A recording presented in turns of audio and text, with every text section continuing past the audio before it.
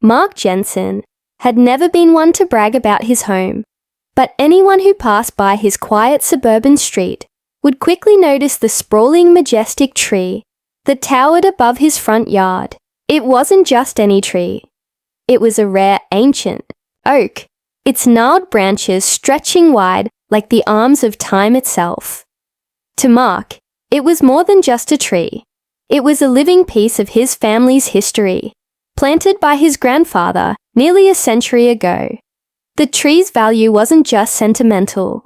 Expert appraisers had once estimated it to be worth nearly $170,000 due to its rarity, size, and the careful care Mark had devoted to it over the years. It was the crown jewel of the neighborhood, admired by neighbors and visitors alike, often the backdrop for family photos, block parties, and quiet afternoons of reflection. But on a humid summer evening, Mark's sense of security began to unravel in the most unexpected way. He was in his kitchen, washing dishes, and listening to the faint hum of cicadas, when a low murmur floated through the open window. Curious, he stepped outside to find his neighbor, Lisa, standing near the sidewalk with a small group of other residents. They were speaking in hushed tones, glancing in his direction. "They're talking about Karen again," Lisa whispered when Mark approached. Karen, the dreaded Karen from the HOA board, was known for her rigid enforcement of the community's rules, often to the point of alienating those she was supposed to serve. Rumors swirled about her recent actions, but none hit closer to home than the whispers about Mark's tree. "They say Karen's planning to take it down," Lisa said, her voice trembling with disbelief. Mark's heart skipped. "Take it down? Why? That tree's part of the neighborhood's charm."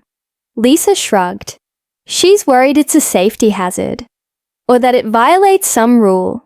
No one knows for sure, but Karen's got that look in her eye. The one that means trouble." That night, Mark couldn't shake the unease creeping into his chest. He wandered to the window, staring out at the giant oak silhouetted against the starry sky. What if the rumors were true? What if Karen really was coming for his tree? Over the next few days, subtle changes began to unsettle Mark further. Flyers appeared on cars, warning about tree safety concerns and hinting at upcoming communities improvements. Karen was nowhere to be seen, but her presence was felt in every whispered conversation and every suspicious glance from the HOA's office. One afternoon, Mark found a letter slipped under his front door. The official HOA letterhead bore a cold, unfeeling tone. His tree had been flagged for violation of community landscaping guidelines and posed a potential threat to public safety. The letter demanded immediate removal or drastic trimming within just 2 weeks. Mark read the words over and over, disbelief giving way to a rising storm of anger and confusion. The tree that had stood for decades, witnessed generations of his family grow, was suddenly declared a danger. Without warning, without his consent, he tried calling the HOA office, but his calls went unanswered. Emails bounced back, and his neighbors offered little help, some wary of crossing Karen's strict rules. As the deadline loomed, Mark felt the walls closing in. His once peaceful home was now a battleground, and the fate of his cherished tree hung in the balance. The story was just beginning, and Mark had no idea how far Karen would go to claim victory. The next morning, Mark's yard felt different, as if a storm had quietly settled over it. Unseen but undeniable, the towering oak that had always brought him comfort now seemed like a target under a dark spotlight. His mind replayed the letter from the HOA over and over, each word etched with cold authority. Immediate removal or drastic trimming required. That afternoon, just as Mark was about to leave for work, a sharp knock echoed from the front door. He opened it to find Karen standing there, clipboard in hand, her expression unreadable, but her eyes sharp and calculating. "Mr. Jensen," she began crisply, "I'm here for the routine inspection." Mark knew better than to expect anything. Routine. "Karen, I got your letter. This tree isn't going anywhere. It's been here for nearly 100 years. Why all the sudden fuss?" Karen tilted her head, a faint smile tugging at the corners of her mouth, one that didn't quite reach her eyes. "Rules are rules, Mark. The HOA has to enforce safety regulations. Your tree's branches extend beyond the sidewalk, blocking streetlights and potentially endangering pedestrians. There have been complaints." Mark's frustration bubbled to the surface. "Complaints? From who?" "I haven't heard a single neighbor say anything. This is personal, isn't it?" Karen's smile faded. "I'm just doing my job. You should be grateful we're concerned about the community's safety." Mark stepped aside, unwilling to argue further, but burning inside with disbelief. Karen circled the tree, tapping her clipboard, jotting down notes, inspecting every branch with clinical precision. As Karen left, she handed Mark a small card with a terse message. Further non-compliance will result in fines or legal action. Her tone was polite but icy, leaving no room for negotiation.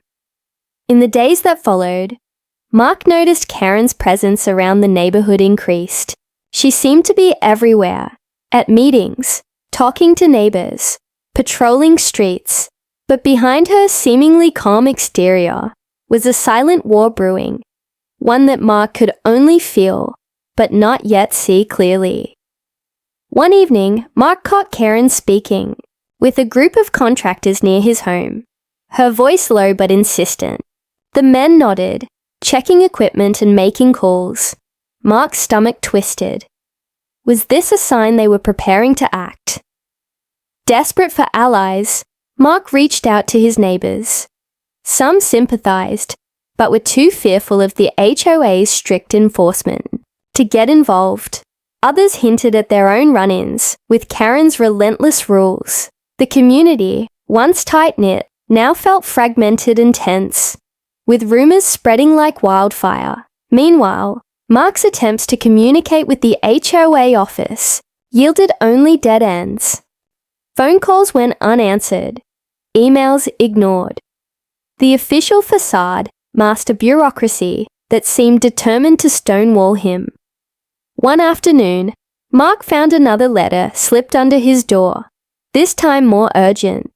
The HOA demanded immediate action, or they would send contractors to handle the situation at Mark's expense. The chilling implication left Mark sleepless. The battle lines were drawn. Karen's quiet war wasn't just about the tree anymore. It was about control, power, and who would bend first. That night, as Mark sat staring at the tree silhouetted against the moonlight, he realized this fight would cost more than he imagined. The community he loved was changing, and the person leading the charge was closer than he thought. Karen, the unyielding face of the HOA, with a determination that scared him. And so, the stage was set. The tree, once a symbol of life and legacy, had become a pawn in a deeper game of wills. And Mark had just realized he was in the middle of a battle he couldn't afford to lose. Mark barely slept that night. Every creak of the house, every rustle outside, set his nerves on edge. The letter from the HOA sat on his kitchen table, its bold black-inked words glaring at him like a judgment. Remove or severely trim the tree within 2 weeks. No room for negotiation. No explanation beyond vague safety concerns. He reread the letter again, hoping to find some loophole, or at least a contact who would listen. But the letter ended with a terse warning. Failure to comply will result in legal action and financial penalties. Mark's phone buzzed. It was a message from Karen. Hope you reconsider before it's too late. The community's safety is non-negotiable. The coldness in her words sent a chill down Mark's spine. This wasn't about safety. It was a power play. Determined to fight, Mark decided to attend the next HOA meeting. He arrived early, heart pounding, and scanned the room filled with neighbors, some faces familiar, some wary. Karen was already there, clipboard in hand, scanning the room like a hawk. When the meeting began, Karen presented her case with unnerving precision. She showed photos of the tree's sprawling branches crossing the sidewalk, casting shadows on the streetlight. These conditions, she said, pose risks to pedestrians and violate our community guidelines. A few neighbors nodded, but Mark noticed many eyes glancing uncomfortably between Karen and himself. When it was his turn, Mark stood, voice steady but impassioned. This tree is not just wood and leaves. It's history. My family's history. It's part of our neighborhood's identity. The safety concerns are exaggerated, and no one has come forward with actual incidents. I ask you to reconsider. Karen's gaze hardened. Rules apply to everyone, Mark. Personal feelings don't override community safety. The room grew tense. Some neighbors murmured agreement. Others shifted uncomfortably. After the meeting, Mark tried to speak with Karen privately. Please, there has to be a compromise. A trimming, a safety check by an arborist. Anything but removal. Karen's smile was thin. I've already scheduled a final inspection next week. The decision stands. Be prepared. As Mark walked home, a sinking feeling settled over him.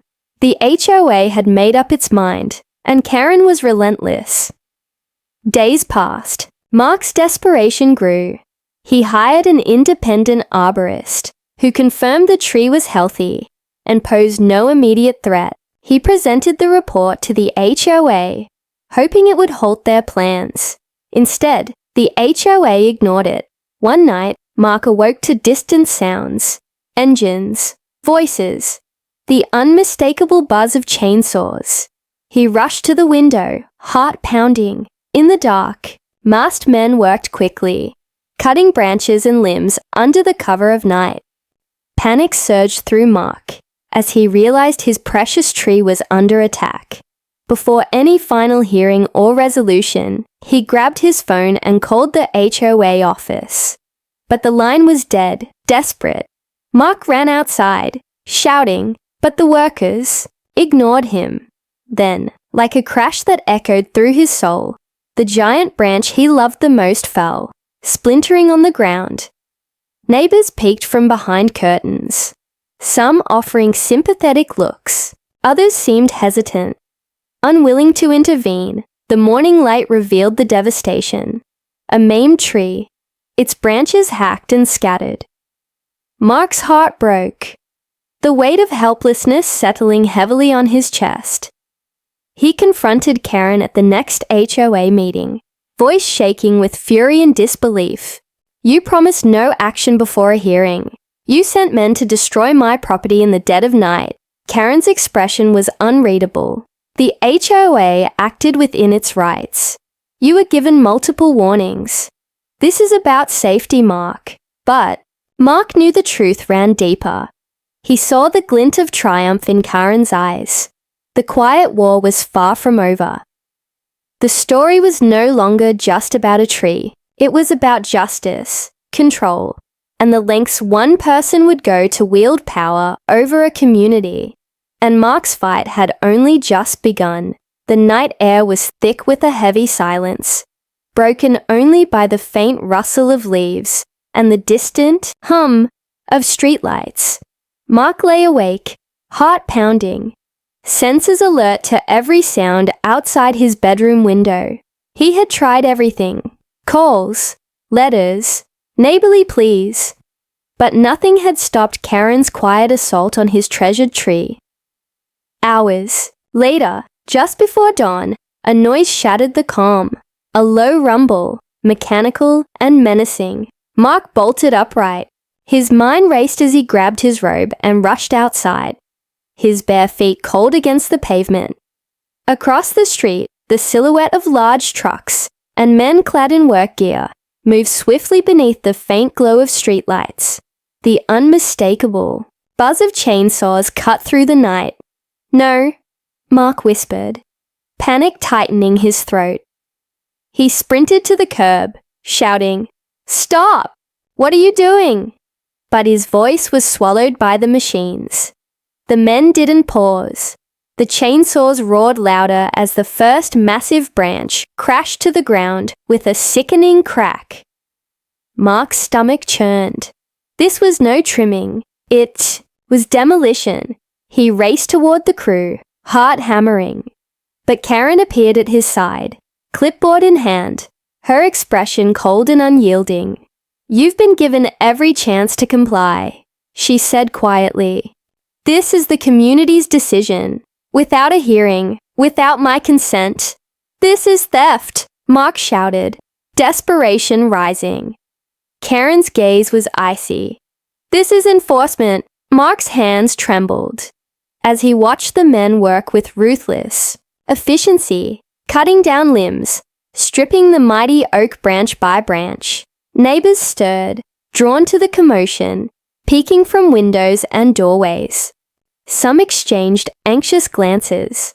Others simply looked away, unwilling to get involved. By sunrise, the proud oak was reduced to a jagged stump, its grandeur lost forever. Mark stood among the wreckage, disbelief and fury swirling in his chest. The loss was unbearable, not just of wood and leaves, but of years of memories, celebrations, and quiet moments beneath its shade.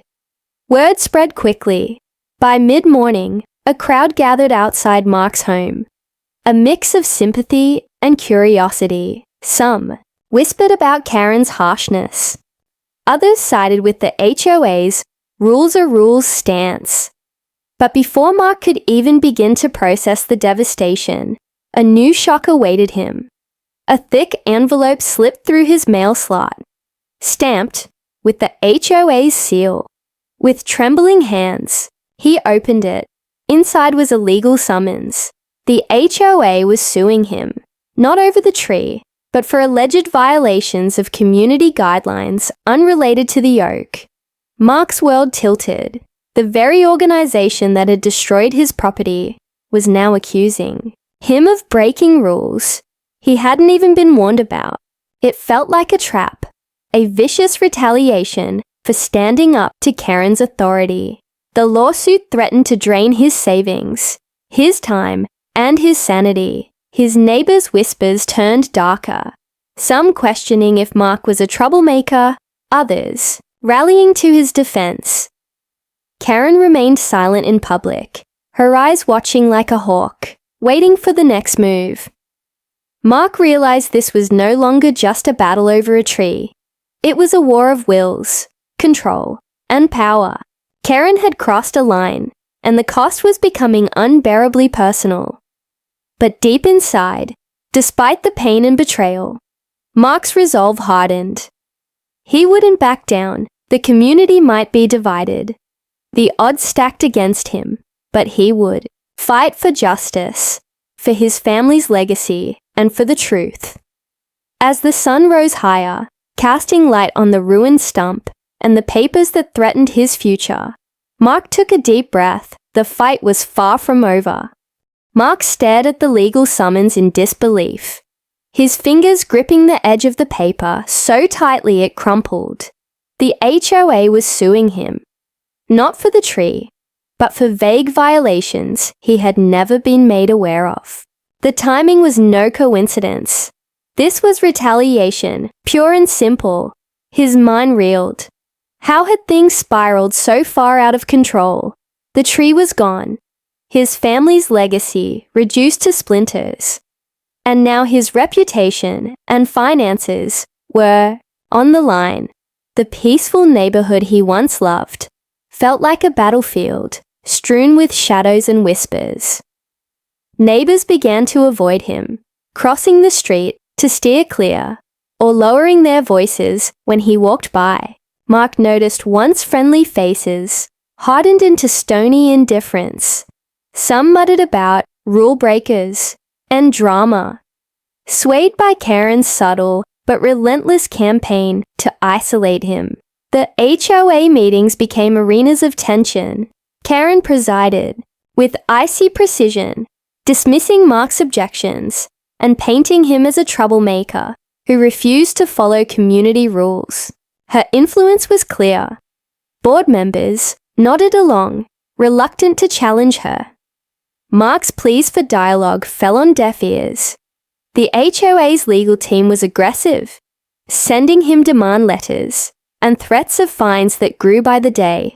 Every attempt to seek mediation was met with delays and stonewalling. Yet amid the growing isolation, Mark found unexpected support. A few neighbors approached him in private, sharing their own stories of Karen's heavy-handed tactics. They spoke of fines over minor infractions, sudden rule changes without notice, and a culture of fear that Karen had cultivated, encouraged. Mark began documenting everything: emails, letters, photographs, witness statements, building a case not just to defend himself, but to expose the HOA's overreach. One afternoon, a local reporter contacted Mark, having heard whispers of the controversy.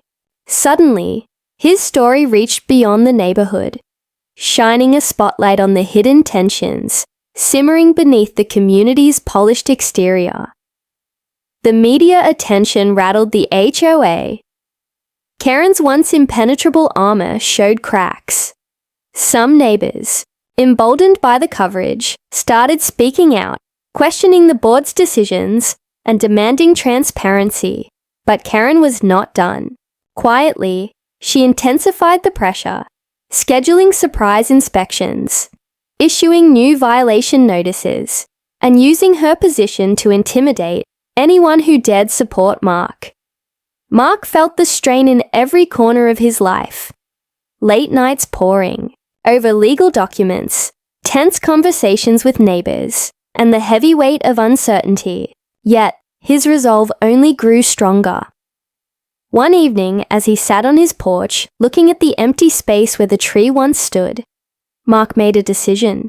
He would fight, not just for himself, but for everyone in the community who had been silenced or bullied. He reached out to an attorney specializing in HOA disputes, determined to challenge Karen's actions legally. It was a risk, one that could drain his resources, but Mark knew some battles were worth the cost. The neighborhood buzzed with speculation. Would Mark prevail against the powerful HOA, or would Karen's relentless campaign crush him beneath? The weight of rules and revenge. For Mark, the stakes had never been higher. The loss of his tree was just the beginning. Now, it was a fight for justice, truth, and reclaiming the soul of his community. Mark's fight against the HOA was no longer just a legal battle. It had become a journey into the dark underbelly of his seemingly peaceful neighborhood. As he dug deeper, what he uncovered shook him to his core. Late one evening, while reviewing documents and community meeting minutes he'd obtained through a friend, Mark stumbled upon hints of past disputes and irregularities within the HOA. There were whispers of secret deals, unexplained budget allocations, and votes held behind closed doors. Most unsettling of all was a mention of Karen's family business, a construction company that had recently been awarded contracts for several community projects. Mark's gut twisted. Could Karen's campaign against his tree be part of a larger scheme? Was the destruction of his ancient oak paving the way for development that would financially benefit her? Determined to find out, Mark quietly reached out to several neighbors who had previously seemed reluctant to speak. One, an elderly woman named Mrs. Crawford, shared her story in a hushed voice. Years ago, Karen had pushed through a zoning change under the guise of community improvement. Many residents opposed it, but Karen's influence prevailed. There's more going on than anyone realizes, Mrs. Crawford warned. People are scared to talk because Karen's got eyes everywhere. She knows who to pressure. Mark also discovered that some neighbors who had publicly supported Karen were actually under subtle pressure. Threats of fines, restrictions on property use, or promises of favors. The web of control was intricate and suffocating, feeling both betrayed and enraged. Mark began to document every piece of information meticulously. He recorded conversations, with permission, collected copies of suspicious documents, and took photos of ongoing construction work linked to Karen's family company. But with every step forward, Mark sensed Karen watching him closer. His mailbox contained anonymous notes warning him to stop digging.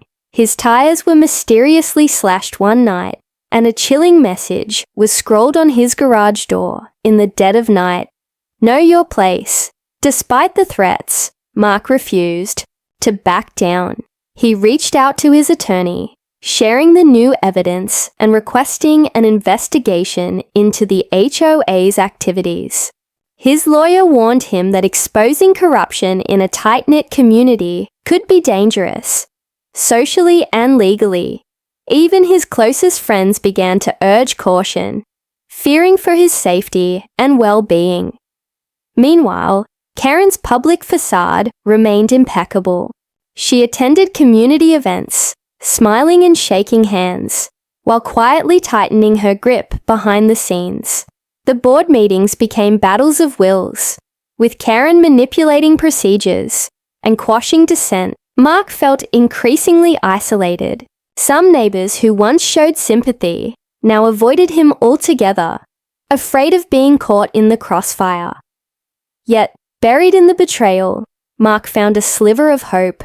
A small group of residents had quietly formed a coalition to demand transparency and reform.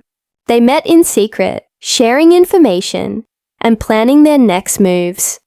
Mark was invited to join, a sign that not everyone was willing to let Karen's reign continue unchecked. As the pressure mounted on both sides, the tension in the community reached a breaking point. Everyone sensed that the next HOA meeting would be pivotal, a showdown that could change the neighborhood forever.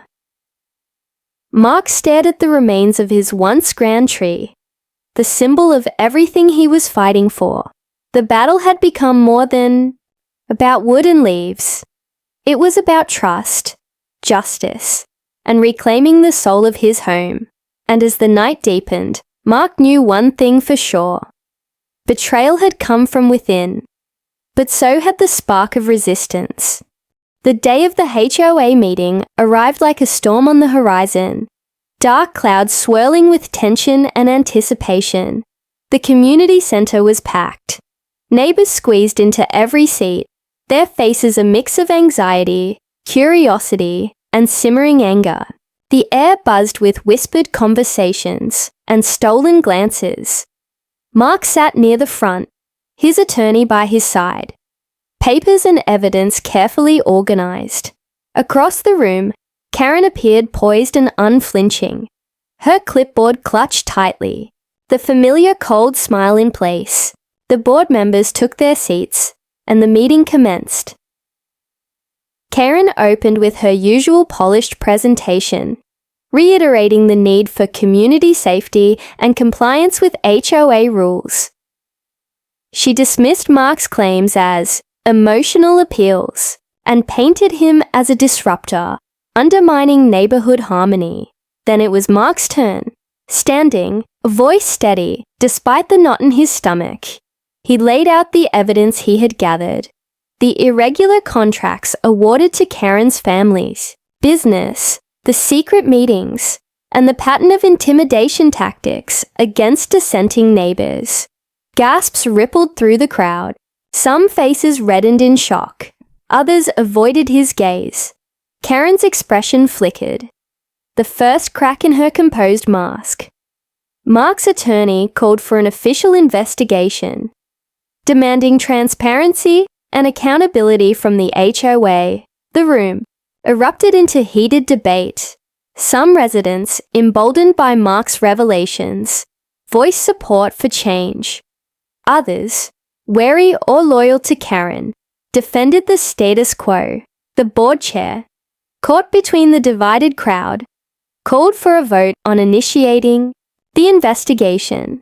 Hands hesitated. Some raised slowly. Others stubbornly remained down. The count was razor thin. Suddenly, a neighbor stood up. A quiet voice that carried the weight of years living under Karen's rule. She shared her story of unjust fines and harassment, tipping the balance. The motion passed. Karen's face hardened. She challenged the vote, citing procedural technicalities. But the momentum had shifted. The community was waking up. As the meeting adjourned, Mark felt a surge of cautious hope. The fight wasn't over, but the battle lines had shifted. Outside, groups of neighbors mingled, some offering apologies, others tentative alliances. The neighborhood's fractured spirit was beginning to heal, stitched together by a shared desire for fairness. Yet, Mark knew the road ahead would be rocky. Karen's influence was deep, and her retaliation was likely not finished. That night, Mark returned home to find a note pinned to his door. "This isn't over. You're playing with fire." But this time, he felt no fear, only resolve. He stood looking at the empty space where his tree once stood, feeling its memory as a quiet strength inside him. The showdown had awakened the community's courage, proving that even in the face of power and intimidation, the truth could ignite change, and Mark was ready for whatever came next. The weeks after the showdown passed in a whirlwind of investigations, community meetings, and whispered rumors. The HOA's secret dealings were under scrutiny, and the media spotlight lingered longer than anyone had anticipated. Mark found himself at the center of a storm he never asked for, but one that had revealed truths the neighborhood could no longer ignore. One afternoon, as Mark sorted through another batch of HOA documents, his phone buzzed with an unknown number. Hesitant, he answered, "Mr. Jensen." A calm but urgent voice said, "This is Detective Ramirez with the county's Corruption Task Force. We've been investigating the HOA's activities, including the contracts linked to Ms. Karen Wilcox. Your evidence helped us open a formal inquiry." Mark's heart pounded. The fight had moved far beyond community meetings. It had escalated into a full-blown legal investigation. Days later, Karen was summoned for questioning. Her composure cracked under pressure, and whispers circulated that she was negotiating a plea deal. Meanwhile, the HOA board was dissolved, pending a full re-election, with new candidates promising transparency and fairness. The neighborhood buzzed with cautious optimism. But the biggest surprise came during a community gathering organized to celebrate the fresh start. Karen showed up. The room fell silent. Eyes locked on her, some angry, others stunned. She stepped forward, voice quieter than before. "I'm sorry," she began. "I was wrong to put power above people, and I regret the pain I caused." Mark watched, surprised. He had prepared for confrontation, not confession. Karen continued, revealing that pressure from her family's business interests had blinded her judgment. She vowed to make amends and help rebuild trust. It wasn't a perfect ending, but it was real. A moment of reckoning and redemption. Mark shook her hand, feeling the weight of years lift slightly. The tree was gone, but from its roots, a new hope had grown. The neighborhood began to heal, united by shared struggles and renewed commitment to community values. Mark's fight had sparked change, reminding everyone that even in the darkest moments, standing up for what's right could transform a community. And as he walked past the empty spot where his 170K tree once stood, he smiled quietly. knowing that some battles aren't about winning or losing, but about planting seeds for a better future.